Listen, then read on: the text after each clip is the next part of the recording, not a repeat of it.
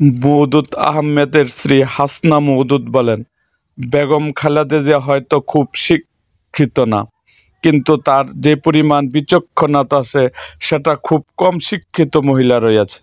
তিনি বলেন, বেগম জিয়া কিন্তু কখনোই বিকিয়ে যাননি। তিনি ছিলেন একেবারে আপোষহীন নেত্রী।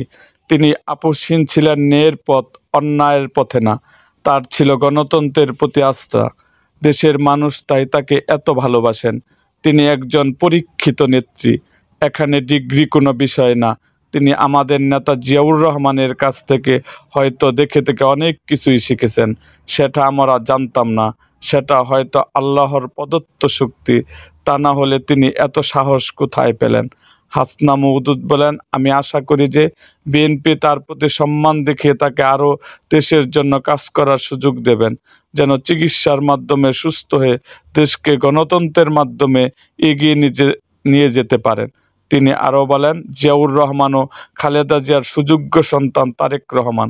তাকে অবমূল্যায়ন করলে চলবে না।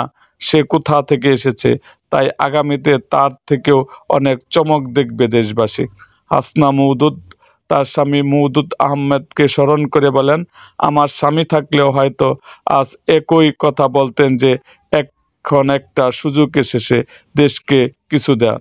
উল্লেখ্য, হাসিনা মওদুদ আমাদের পল্লীকবি জসিমউদ্দিন এর সুযোগ্য সন্তান। এরকম আরও ভিডিও পেতে এবং রাজনৈতিক অঙ্গনের নানা ঘটনা ও ইতিহাস জানতে আমাদের মুক্তাগাছার ইতিহাস মিডিয়া ইউটিউব চ্যানেলটিকে সাবস্ক্রাইব করুন এবং পাশে থাকা বেল আইকনটি বাজিয়ে দিন।